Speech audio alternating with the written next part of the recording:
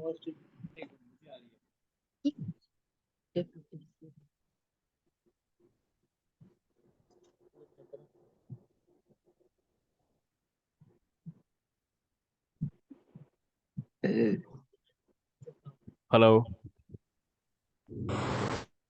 can you hear me? Yes it's clear. जी आज sir आपकी आवाज ठीक है बिल्कुल। Perfect. Alrighty, so how are you doing?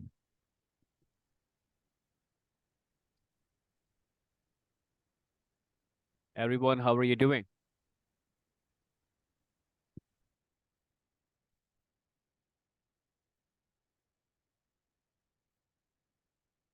Sir, we are doing good. How are you? I'm doing great. Thank you very much for asking. Well, let me share screen and then we're going to start.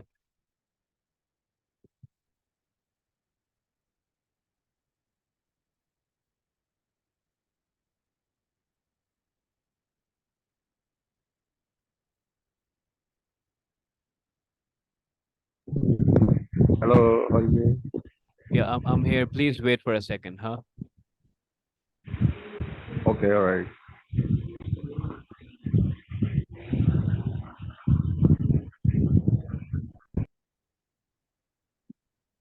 Hmm.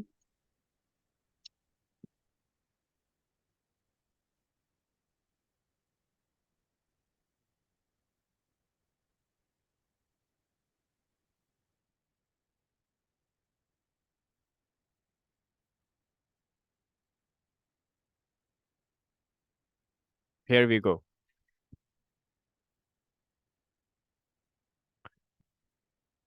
Everyone, can you watch screen or not? ये Yes, sir. Done. Perfect, perfect. Well, आज की orientation class का जो basic purpose है, जो आज की demo class है, इसका बेसिक पर्पस है वो दो है। फर्स्ट इंग्लिश है और सेकंड आइल्स है। आइल्स के जो कंसर्न लोग होंगे उनको पता है कि हमें आइल्स क्यों करना है, और स्पोकन इंग्लिश जिसका कंसर्न है उसको ये भी पता होगा कि मैंने स्पोकन इंग्लिश क्यों करना है।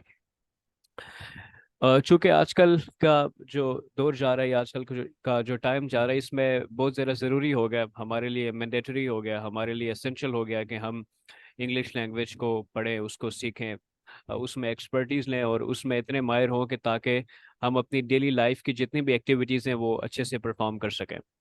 आप एक स्कूल स्टूडेंट हो, एक कॉलेज स्टूडेंट हो, एक यूनिवर्सिटी स्टूडेंट हो, या आप एक प्रैक्टिकल लाइफ में हो, आप एक प्राइवेट सेक्टर में काम कर रहे हो या आप गवर्नमेंट जॉब्स कर रहे हो, इंग्लिश की इम्पोर्टेंस को आप इग्नोर नहीं कर सकते। और इसकी इम्पोर्टेंस जो है वो रोज बरोज इसकी इम्पोर्टेंस जो है वो बढ़ती जा रही है।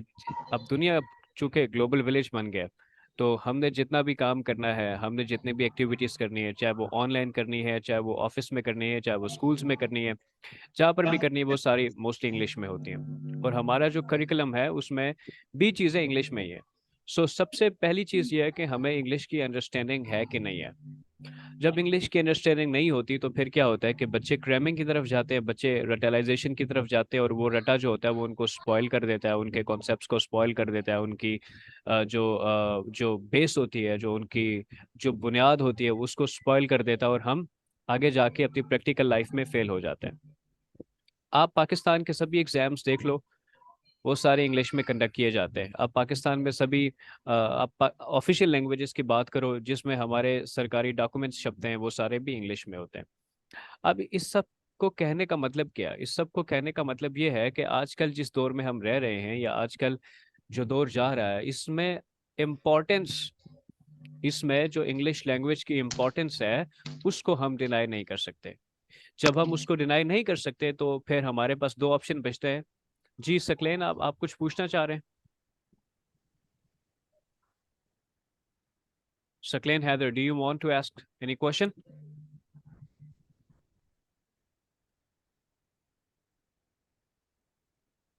ओके, तो मैं ये कह रहा था कि फिर हमारे पास दो ऑप्शंस बचते हैं। एक ऑप्शन ये है कि हम इसको सीख लें, और दूसरा ऑप्शन ये है कि हम इसके साथ ना सीखें।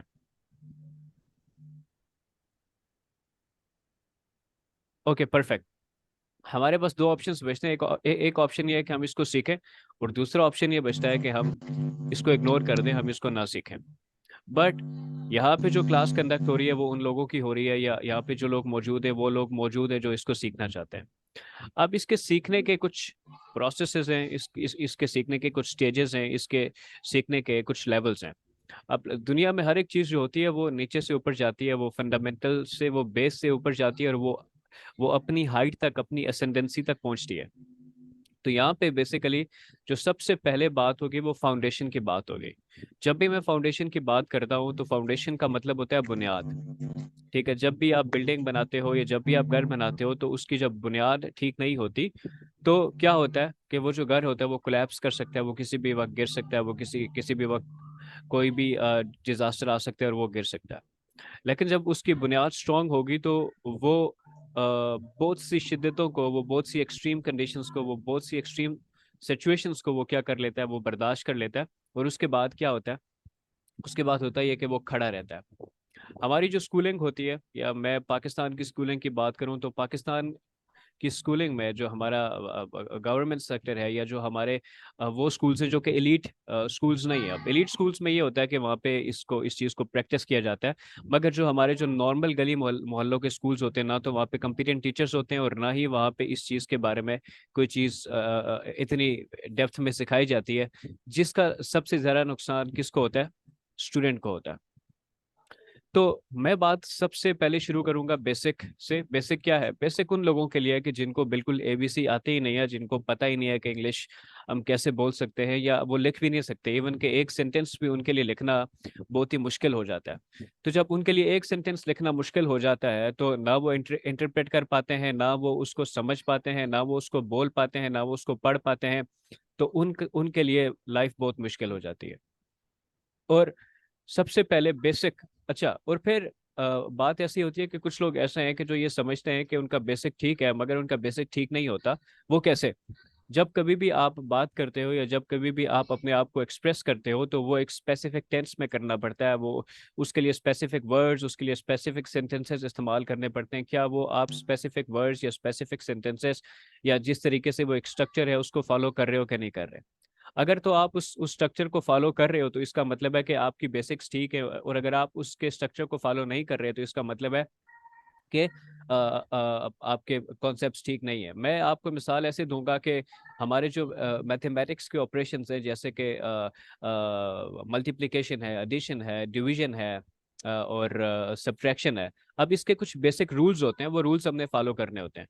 अगर वो रूल्स हम फॉलो नहीं करते तो इसका मतलब ये है कि हम वो जो क्वेश्चंस हैं, चाहे वो एडिशन के होंगे, चाहे वो सब्ट्रैक्शन के होंगे, या मल्टीप्लिकेशन के होंगे, या डिवीजन के होंगे, वो हम सही से नहीं कर पाएंगे। सिमिलरली बेसिक लोग जिनको बेसिक नहीं आती, अगर वो लोग टेंसेस में माहिर नहीं होंगे, अगर वो टेंसेस में एक्सपर्ट नहीं होंगे, अगर वो टेंसेस में एट होम नहीं होंगे, तो इसका मतलब है कि वो नहीं बोल पाएंगे। अब टेंसेस क्या है? टेंसेस ये है कि हम जो भी बात करते हैं, या हम जो भी बात कर रहे हैं, या हम जो भी बात करेंगे, हम कोई भी एक्शन जो हमने पास्ट में किया, या कोई भी एक्शन हम अभी कर रहे हैं, या कोई भी एक्शन जब हम फ्यूचर में करेंगे, तो उसको हम टेंसेस में ही करेंगे। अब टेंसेस आपकी फिंगर टिप्स पे होने चाहिए। फिंगर टिप्स का मतलब ये है कि जिस तरीके से आपके दो कजिन्स हैं या दो लोग हैं, जब आपके पास आपके सामने आते हैं, तो आप उनको डिफरेंशिएट करने में, आप उनको रिकग्नाइज करने में मिनी सेकंड्स लगाते हो। इसी तरीके से जब आपको ये पता होगा कि ये मैं कौन से टेंस में बात कर रहा हूँ, ये तो आपको मिनी सेकंड से लगेंगे उसको रिकग्नाइज करने में, तो इंशाल्लाह ताला उसके बाद आपका टेंसेस का इशू हल हो जाएगा। ठीक है। अब टेंसेस के बाद जो बेसिक का दूसरी चीज है वो है parts of speech. Parts of speech क्या है? देखिए, कोई भी सेंटेंस हम बोलते हैं, कोई भी सेंटेंस, चाहे वो सिंपल सेंटेंस हो, चाहे वो कॉम्प्लेक्स सेंटेंस हो, चाहे वो कंपाउंड सेंटेंस हो, किसी भी किस्म का जुमला, किसी भी किस्म की सोच, किसी भी किस्म का आइडिया जब हम किसी इंसान के साथ एक्सप्रेस करते हैं, चाहे वो बोलने की फॉर्म में एक्सप्रेस करते हैं या हम लिखने की फॉर्म में एक्सप्रेस करते हैं, उसमें क्या होता है? उसमें होता ही है कि उसमें पार्ट ऑफ स्पीच इन्वॉल्व होते हैं। तो जब ये इन्वॉल्व होते हैं तो हम इनको इन डेप्थ पढ़ेंगे। ऐसा नहीं है कि हम इनको एक बर्ड व्यू आई देंगे और आगे चलेंगे, नहीं, हम इनको इन डेप्थ पढ़ेंगे। हम इनकी सारी चीज़ें पढ़ के उसको प्रैक्टिकली कहाँ पे कैसे इम्प्लीमेंट किया जाता है वो सीखेंगे पार्ट्स ऑफ स्पीच में। और ये टेंसेस और पार्ट्स ऑफ स्पीच का मतलब अगर ये दो दो चीज़ों पे आपको मलका हो गई, अबूर हो गया, आप एक्सपर्ट हो गए, तो इसका मतलब ये है कि आपने लगभग 50% सेंटेंस स्ट्रक्चर को तो समझ लिया। जब आप 50% सेंटेंस स्ट्रक्चर को समझ लेंगे तो फिर हमारे पास नेक्स्ट जो चीज़ आएगी वो आएंगे एक्टिव पैसिव। अब एक्टिव पैसिव भी हम यूज़ करते हैं। कहाँ पे यूज़ करते हैं? बेसिकली एक्टिव पैसिव आपकी राइटिंग में यूज़ होते हैं, आपकी स्पीकिंग में यूज़ होते हैं। पैसिव वॉइस को हम बहुत कम इस्तेमाल करते हैं, मगर पैसिव वॉइस जो है हमारे एग्जाम्स में, हमारी जो डेली की जितनी भी हमारी एक्टिविटीज़ होती हैं, हमारे जितने भी टेस्ट होते हैं, उन सब में ये जो पैसिव वॉइस है, एक्टिव वॉइस और पैसिव वॉइस है, ये वहाँ पे होता है। ठीक हो गया। अब नरेशंस के बारे में बात करते हैं। नरेशंस भी हैं जो इंग्लिश में हमारे, आप किसी भी एग्जाम की बात कर लें या हमारी डेली लाइफ में हम इन नरेशंस को भी इस्तेमाल करते हैं। आपका 80% यहाँ पे सेंटेंस स्ट्रक्चर ठीक हो जाएगा। कैसे? टेंसेस जब हम करेंगे, पार्ट्स ऑफ स्पीच जब हम करेंगे, एक्टिव पैसिव करेंगे, नरेशंस करेंगे। उसके बाद कंपोजिशन है। कंपोजिशन ये होता है कि एक पैसेज होता है, उस पैसेज को पढ़ के अंडरस्टैंड करना होता है, और अंडरस्टैंड करने के बाद वो जो क्वेश्चंस दिए जाते हैं, उन क्वेश्चंस का आंसर देने के काबिल हो जाओगे आप। इसका मतलब है कि बेसिक करने के बाद ही आपकी बहुत सी प्रॉब्लम सॉल्व हो जाएंगे। अब यहाँ पे एकेडमीज क्या करती है कि बेसिक में आपको वो 3 महीनों में पार्ट्स ऑफ स्पीच का एक ग्लैंस देते हैं, उसको सरसरी नज़र आपको दिखा देते हैं, और टेंसेस करवा के आपको कहते हैं कि ये आपका बेसिक है। जबकि बेसिक में बहुत सी चीज़ें इन्वॉल्व हैं जो आपको सीखनी लाजमी है, इंक्लूडिंग वोकैब। अब 400 डेली लाइफ क्वेश्चंस। देखिए, हमारी लाइफ में ऐसे बहुत से सिनेरियोज आते हैं कि आपके किसी नए इंसान को मिलते हैं, वो नया इंसान आपसे डिफरेंट किस्म के क्वेश्चंस कर सकता है। तो वो जो डिफरेंट किस्म के सिनेरियोज होते हैं, डिफरेंट किस्म के क्वेश्चंस होते हैं, उनको कैसे टैकल करना है, वो उनका कैसे जवाब देना है, वो आपको जवाब देना यहाँ पे सिखाया जाएगा प्रैक्टिसेस के थ्रू, प्रैक्टिस क्लासेस के थ्रू, ग्रुप डिस्कशन के थ्रू। ये सारी चीज़ें आपको सिखाए जाएंगे। बेसिक की जब मैंने बात की, और पहले जब मैंने 6 पॉइंट्स की बात की, तो इन 6 पॉइंट्स के बारे में अगर किसी का कोई क्वेश्चन है तो आप पूछ सकते हैं।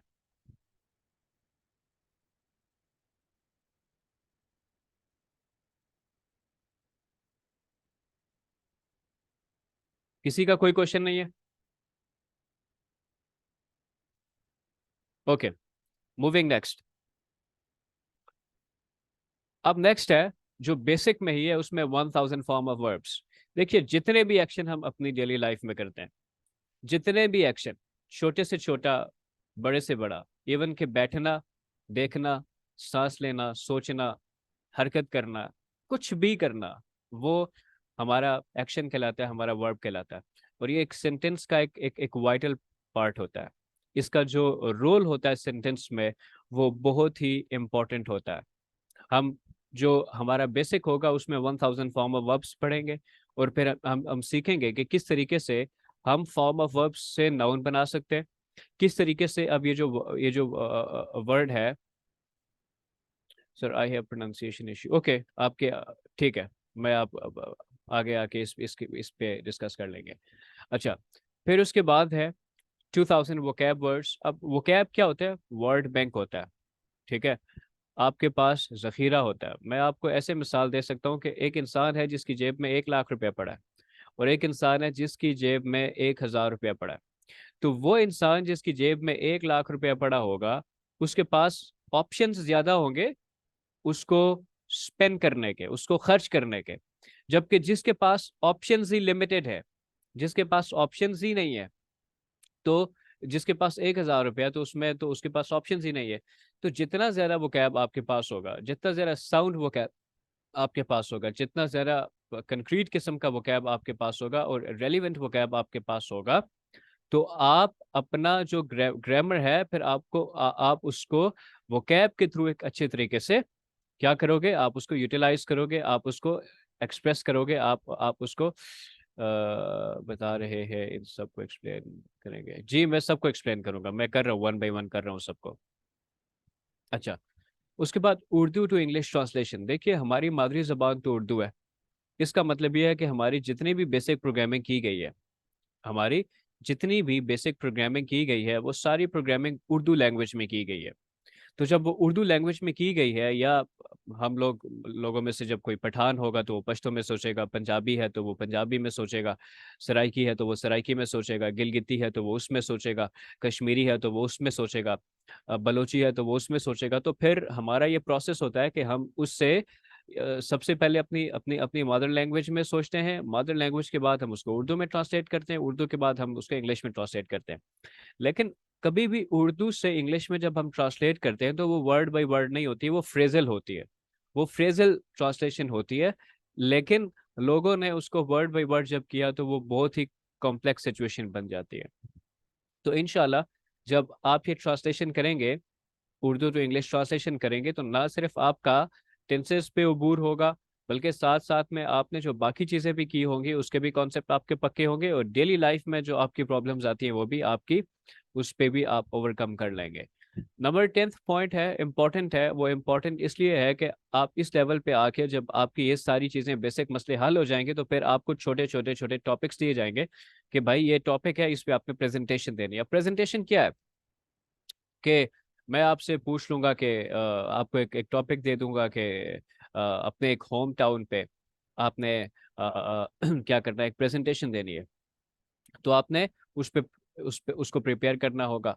ठीक है, आपने अपने माइंड को ऐसे प्रोग्राम करना होगा कि आप जब अपने होम टाउन के बारे में पढ़ें या उसको बोले तो आपको रटाना लगाना पड़े। ठीक है, जैसे मैं बोल रहा हूँ वैसे आप बोलो, जैसे आप उर्दू में बोलते हो वैसे बोलो, जैसे इंग्लिश में बोलते हो वैसे बोलो। तो इसके लिए बेसिकली जो चीज़ हम करवाएंगे वो होगी आपकी कंटिन्यूस प्रैक्टिस। फॉर एग्जांपल अगर 1 घंटे की क्लास है तो 2 घंटे का आपका जो सेशन होगा उसमें ग्रुप्स बना दिए जाएंगे, पेयर्स बना दिए जाएंगे। दो तीन लोग, दो दो लोगों को इकट्ठा कर दिया जाएगा और उनसे कहा जाएगा कि ये टॉपिक है, इसके बारे में डिस्कस करो। देखिए, आपकी जो मॉडर्न साइकोलॉजी है वो ये कहती है कि अगर आपने कोई चीज़ बेस्ट सीखनी है तो आप ये कोशिश करें कि आप उसको पढ़ाना शुरू कर दें। अब ऐसा तो हो नहीं सकता कि आप उसको पढ़ाएंगे कैसे, आप किसी इंस्टीट्यूट में तो जाके पढ़ाने से रहे। तो आप सबसे पहले अपने पीयर्स से शुरू करते हो, अपने कोलीग से शुरू करते हो, अपने छोटे बहन भाइयों से शुरू करते हो। उससे क्या होता है, उससे आपके अपने कॉन्सेप्ट भी पक्के होते हैं। और जब आपके अपने कॉन्सेप्ट्स पक्के होते हैं तो फिर आहिस्ता आहिस्ता करते करते वो चीज़ें आपको भी आ जाती हैं और आप उनको आगे ट्रांसफर भी कर देते हैं।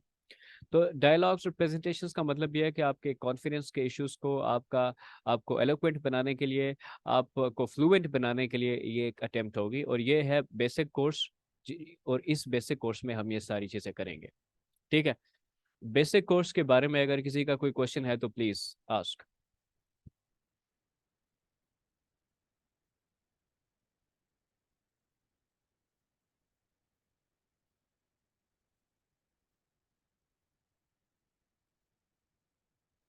कोई क्वेश्चन है?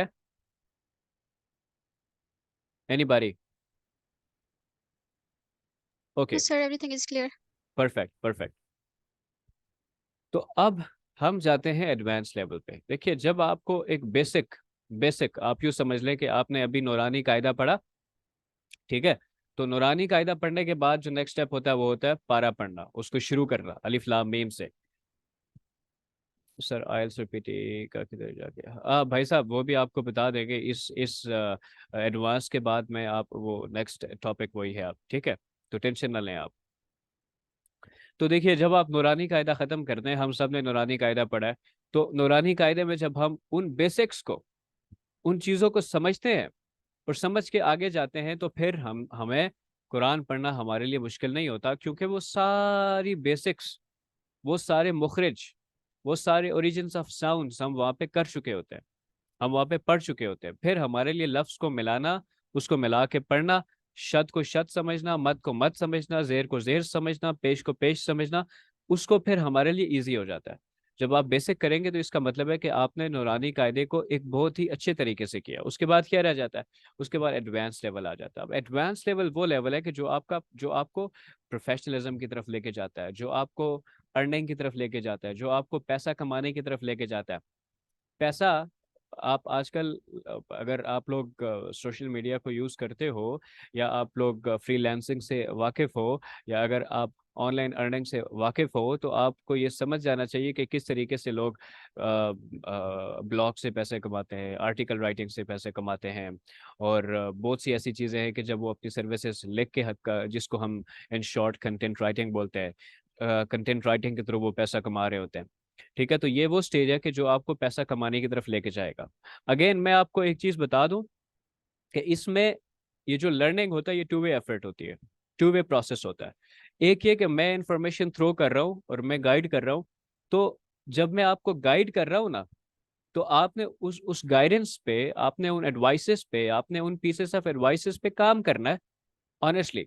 और सबसे पहले अपने साथ सिंसियर होना है, और अपने अंदर एक प्यास उजागर करनी है, एक प्यास पैदा करनी है कि मेरे अंदर अब ये प्यास है और मैंने इसको खत्म करना है।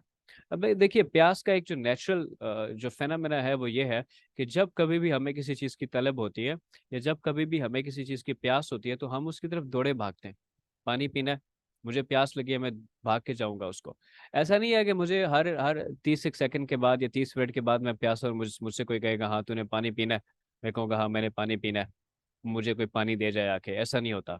जब आपको प्यास लगती है किसी चीज़ की, तो आप उसकी तरफ भागते हो। तो जब आपने ये सीखना है, तो फिर आपका ओढ़ना बिछोना सोना जागना यही होना चाहिए। अगर आप ये समझते हैं कि टीचर के 1 घंटे के पढ़ाने से ये हो जाएगा, तो ये इम्पॉसिबल सी बात है। इसमें आपको एक्टिव होना पड़ेगा। जब आप एक्टिव होंगे इंशाल्लाह, तो फिर चीज़ें हम आहिस्ता आहिस्ता उनको सीख जाएंगे। तो एडवांस कोर्स में सबसे पहले हम इडियम्स और इस पे आ जाएंगे, प्रोवर्ब्स पे आ जाएंगे। ये आपका एडवांस लेवल का सेंटेंस स्ट्रक्चर बनेगा। फिर 2000 डेली लाइफ कंफ्यूज वर्ड्स हैं जो हम लोगों को नहीं पता होता कि रियल कहाँ पे, REEL रियल कहाँ पे यूज करना है, REAL रियल कहाँ पे यूज करना है, ACCEPT वाला एक्सेप्ट कहाँ पे यूज करना है, और दूसरा EXCEPT वाला एक्सेप्ट कहाँ पे यूज करना है। तो ये वो चीजें होती हैं कि जो जिसको हम अपनी डेली लाइफ में मिस इंटरप्रेट कर देते हैं। फिर 2000 एडवांस वोकैब। अब बेसिक के बाद, ये यहाँ पे बेसिक की बात हो रही थी, ये बहुत ही बेसिक है, और यहाँ पे आपको एडवांस दी जाएगी, जो कि आपका जो पर्सपेक्टिव है वो उसको इंशाल्लाह और एडवांस कर देगी, उसको और ब्रॉड कर देगी, उसको और इंशाल्लाह ऊपर लेकर चली जाएगी। फिर एक क्रिएटिव राइटिंग। देखिए, लर्निंग का जो एक बेसिक उसूल होता है वो क्रिएटिविटी होता है। आपको कोई भी किताब, कोई भी एजुकेशन, कोई भी तालीम आपको क्रिएटिव बनाती है, कोई भी स्किल आपको क्रिएटिव बनाती है। अगर कोई स्किल आपको क्रिएटिव बनाने में नाकाम हो गई है, तो इसका मतलब है कि आपने वो स्किल नहीं सीखी। हर स्किल, हर न्यू स्किल, हर न्यू बुक आपको क्रिएटिव बनाने की कोशिश करती है। अब क्रिएटिविटी में क्या होता है कि आप अपनी थॉट्स को सबसे पहले उनको ब्रेनस्टॉर्म करके आप इंटरप्रेट कर पाते हो। ठीक है, आप उसको सोच पाते हो, आप अपने सोच के जाविये को इतना वसी कर लेते हो, आप उसको इतना ब्रॉडन कर लेते हो, आप उसको इतना एक्सपेंड कर लेते हो कि फिर ख्याल आपके जहन में शुरू आना हो जाते हैं। देखिए, हम अपनी डेली लाइफ में रोज फिल्में देखते हैं, ड्रामा देखते हैं, हम मुख्तलिफ कंटेंट देखते हैं। ठीक है, मैं कुछ मिसाल दूंगा, मुन्ना भाई MBBS है, या लगे रहो मुन्ना भाई है, या PK है, या ऐसी फिल्में हैं जो कि राजकुमार हिरानी ने लिखी हैं। आपने कभी सोचा कि इसके लिखने वाले की क्रिएटिविटी है? एक्टर का तो एक बहुत आखिर वाला स्टेज बन जाता है ना, वो जो लिखने वाला है वो क्रिएटिविटी सारी उसकी है। हम लिरिक्स सुनते हैं, गाने सुनते हैं, तो वो जो लिखने वाला होता है सारी क्रिएटिविटी उसकी होती है। बाकी तो फिर दुनिया तैयार होती है, आवाज होती है जो अल्लाह ने नेचुरल लोगों को दी होती है, और वो उसको बना देते हैं। सो क्रिएटिविटी एक ऐसा प्रोसेस है कि जो आपके अपने शौक से, और फिर साथ में प्रैक्टिस, जो प्रैक्टिस है ना, वो हर चीज का की सोल है, हर चीज का रूह है। अगर आप प्रैक्टिस नहीं करेंगे, तो आप किसी भी फील्ड में आगे नहीं जा सकते। देखिए, एक एक अगर सिंगर है ना, वो रोज रियाज करता है। ठीक है, वो रोज रियाज करता है। अगर वो रियाज नहीं करेगा, तो उसके सुर कच्चे हो जाएंगे। एक टीचर है, मैथ्स का टीचर है, वो अपने कॉन्सेप्ट्स को रिवाइज करता रहता है, वो उनको अपडेट करता रहता है, वो प्रैक्टिस करता रहता है। इसी तरीके से जब आप उसको प्रैक्टिस में लाएंगे, उसको ओढ़ना बिछोना समझेंगे, उसको अपनी लाइफ का पार्ट एंड पार्सल बनाएंगे, अपनी लाइफ का एक अहम हिस्सा बनाएंगे, तो फिर इंशाल्लाह ताला आप ये देखेंगे कि चीज़ें आपके लिए बहुत स्मूथली होंगी। अच्छा, पहले में था कि आपका बहुत छोटी छोटी प्रेजेंटेशन जिसमें बहुत बेसिक नॉलेज, लेकिन इसमें थोड़ा सा एक्सपेंड करेंगे, 5 से 10 मिनट तक लेके जाएंगे, टॉपिक्स देंगे उनको, हाँ, उनके उनके डिफरेंट पर्सपेक्टिव्स में बात करेंगे। अभी इसके एडवांटेजेस क्या है, इसके डिसएडवांटेजेस क्या है, इसके इसको सोशली कैसे कनेक्ट करोगे, इसको इंडिविजुअली कैसे कनेक्ट करोगे, इसको इकोनॉमिकली कैसे कनेक्ट करोगे। सो हर टॉपिक को हम इस तरीके से कनेक्ट करेंगे इंशाल्लाह। तो हमारी प्रेजेंटेशंस फिर आहिस्ता आहिस्ता एडवांस हो जाएंगे। फिर प्रेसी है, बहुत इंपॉर्टेंट है। ड्राफ्टिंग है, आपकी प्रोफेशनल लाइफ में बहुत ज़रूरत होती है। समरी राइटिंग है, कोई भी सिनेरियो आपको दे दिया गया तो आपने उस पर समरी कैसे बनानी है, तो ये भी इंशाल्लाह ताला आपको वहाँ पे सिखाया जाएगा। कोई क्वेश्चन है आप लोगों का? Any question?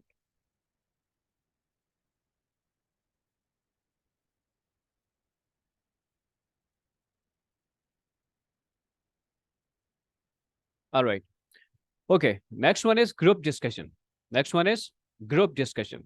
अब ग्रुप डिस्कशन में क्या होता है, 3 लोग बैठ जाएंगे, 4 लोग बैठ जाएंगे, एक टॉपिक पे डिस्कस करेंगे, उस टॉपिक की डेप्थ को समझेंगे, उस टॉपिक की डेप्थ पे बात करेंगे, और फिर उसको इंग्लिश में इंटरप्रेट कर देंगे, लिखने की शक्ल में, बोलने की शक्ल में। ठीक है, ऐसे एन आर्टिकल राइटिंग जो कि आपको अर्निंग में भी हेल्प करेगा। फिर आखिर में एक भाई ने क्वेश्चन पूछा था कि मेरी प्रोनाउंसिएशन कैसे बेहतर होगी, तो एडवांस लेवल में अगर आपने प्रोनाउंसिएशन बेहतर करनी है तो फिर ये वाला पोर्शन फिर आपने वहाँ पे लेना है, अगर आपकी फ्लुएंसी ठीक है। सो सबसे पहले तो सकलेन भाई आपकी फ्लुएंसी देखी जाएगी। ठीक है, जब आप मेरे पास आएंगे या पढ़ेंगे तो आप कहेंगे मेरा बेसिक ठीक है, मैं कहूँगा well that's fine, let me conduct a test. When I will conduct a test, if you will qualify you will be good to go for the next level.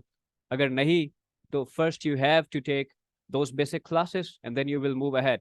ऐसा नहीं होगा कि आप ये कहेंगे कि मुझे बेसिक आता है और मुझे एडवांस में डाल दें।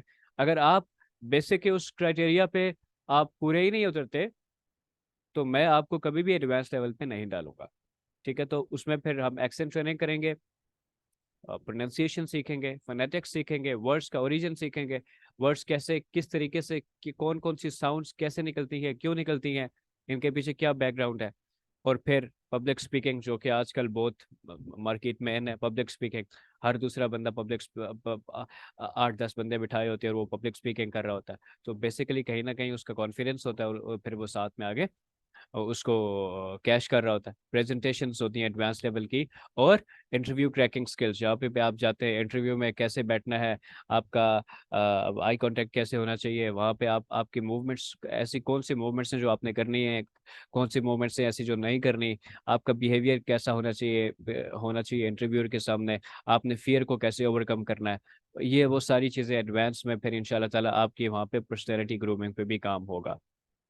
ठीक है, तो ये हमारा बेसिक और एडवांस इंग्लिश का कोर्स था जिसको मैंने आपको समझा दिया। तो भाई साहब अगर आपको कोई क्वेश्चन है तो प्लीज़ आप क्वेश्चन पूछ सकते हैं, नहीं तो फिर हम आइल्स की तरफ जाने वाले हैं।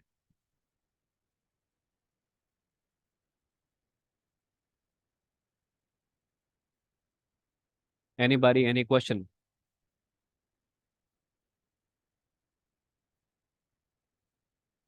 All righty.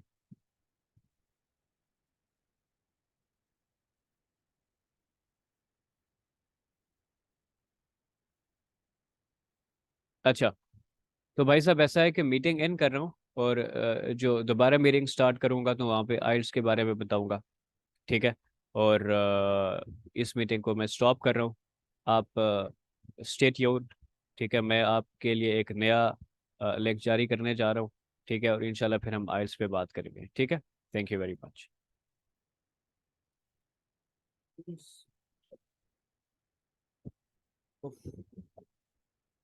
आपने यही नहीं कहा कि भाई अपने बाल ही ठीक कर लो।